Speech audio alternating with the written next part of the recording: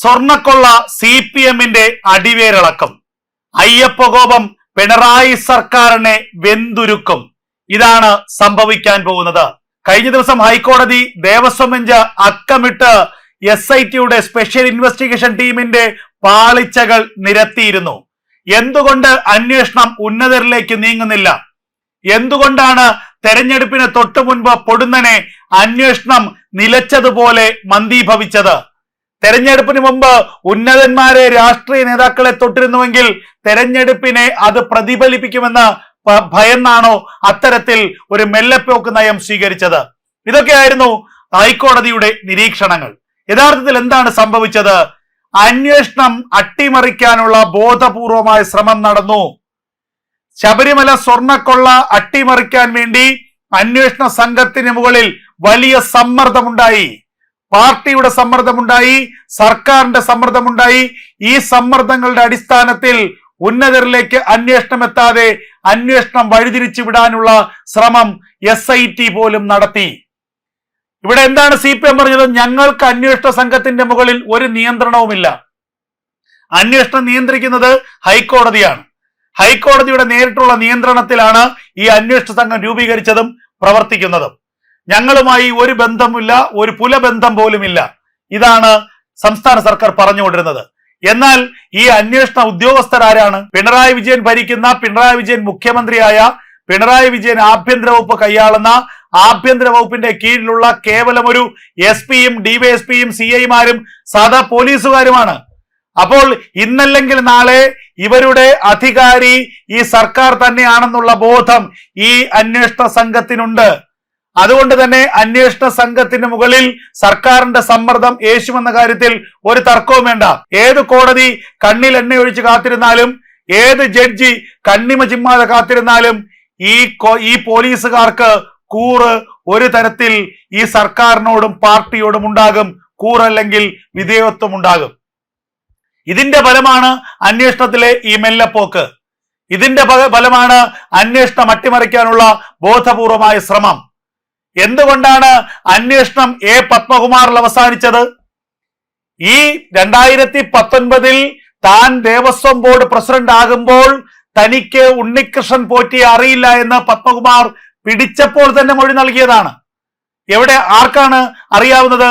2016 മുതൽ അന്നത്തെ ദേവസ്വം മന്ത്രിയായിരുന്ന കടകംപള്ളി സുരേന്ദ്രൻ അറിയാമായിരുന്നു.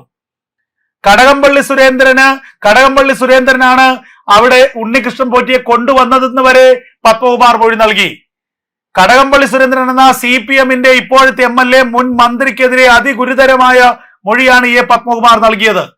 പത്മകുമാർ ഒരു കാര്യം അപ്പോൾ തീരുമാനിച്ചു, താൻ കുടുങ്ങുന്നെങ്കിൽ തനിക്കൊപ്പമുള്ളവരും കുടുങ്ങട്ടെ.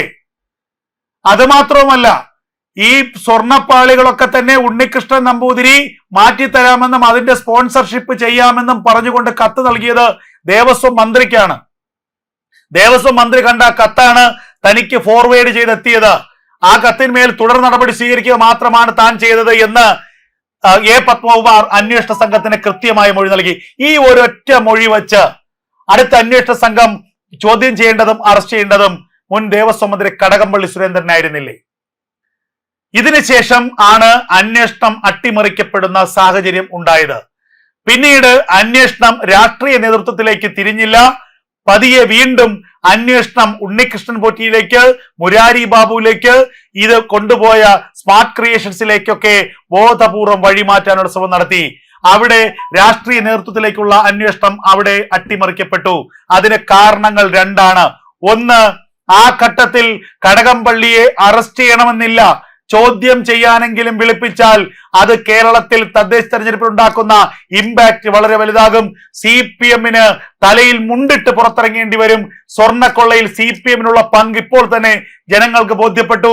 എന്നാൽ കടകംപള്ളിയെ പോലൊരാളെ അന്വേഷണം ചോദ്യം ചെയ്താൽ അതോടുകൂടി CPM തീർന്നു എന്നുള്ളത് കൃത്യമായി പിണറായി വിജയനും സംഘത്തിനും ബോധ്യപ്പെട്ടു. രണ്ടാമത്, കടകംപള്ളി ആ കേസിൽ ചോദ്യം ചെയ്യുകയോ അറസ്റ്റ് ചെയ്യുകയോ ചെയ്താൽ കടകംപള്ളി എന്ന രാഷ്ട്രീയ നേതാവിന്റെ അന്ത്യം അതോടെ തീർന്നു. കഴക്കൂട്ടം മണ്ഡലത്തിൽ നിന്നുള്ള നിയമസഭാംഗമാണ് കടകംപള്ളി. കഴക്കൂട്ടം മണ്ഡലത്തിൽ കഴിഞ്ഞ തവണയൊക്കെ കഷ്ടിച്ച് രക്ഷപ്പെട്ടതാണ്. ഇപ്പോൾ തന്നെ ജനങ്ങൾക്ക് ഏറെക്കുറെ കടകംപള്ളിയെ കുറിച്ച് മനസ്സിലായി.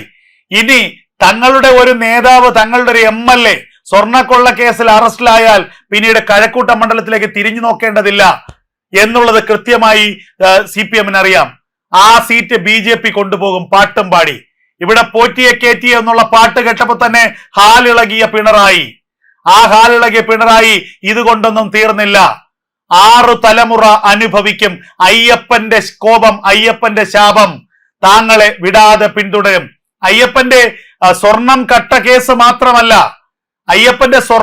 കേസ് മാത്രമല്ല, അതിനപ്പുറം ശബരിമലയിലെ ആചാരങ്ങളെ നശിപ്പിക്കാൻ, ശബരിമലയിലെ അനുഷ്ഠാനങ്ങളെ ഇല്ലാതാക്കാൻ, ശബരിമലയെ തന്നെ ഇല്ലാതാക്കാൻ താങ്കളും താങ്കളുടെ ഭരണകൂടവും നടത്തിയ കുൽസിത പ്രവർത്തനങ്ങൾ, അത് കേരളത്തിലെ ജനങ്ങൾ മനസ്സിലാക്കി, കേരളത്തിലെ ജനങ്ങൾ പ്രതികരിച്ചു.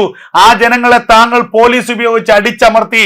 എന്നാൽ അയ്യപ്പ സ്വാമി എന്നൊരു ശക്തിയുണ്ട്. കഴിഞ്ഞ ദിവസം ഹൈക്കോടതി ദേവസ്വം ബെഞ്ച് അക്കമിട്ട് SITയുടെ സ്പെഷ്യൽ ഇൻവെസ്റ്റിഗേഷൻ ടീമിന്റെ പാളിച്ചകൾ നിരത്തിയിരുന്നു. എന്തുകൊണ്ട് അന്വേഷണം ഉന്നതരിലേക്ക് നീങ്ങുന്നില്ല? എന്തുകൊണ്ടാണ് തെരഞ്ഞെടുപ്പിന് തൊട്ടു മുൻപ് പൊടുന്നനെ അന്വേഷണം നിലച്ചതുപോലെ മന്ദീഭവിച്ചത്? തെരഞ്ഞെടുപ്പിന് മുമ്പ് ഉന്നതന്മാരെ, രാഷ്ട്രീയ നേതാക്കളെ തൊട്ടിരുന്നുവെങ്കിൽ തെരഞ്ഞെടുപ്പിനെ അത് പ്രതിഫലിപ്പിക്കുമെന്ന് ഭയന്നാണോ അത്തരത്തിൽ ഒരു മെല്ലെപ്പോക്ക് നയം സ്വീകരിച്ചത്?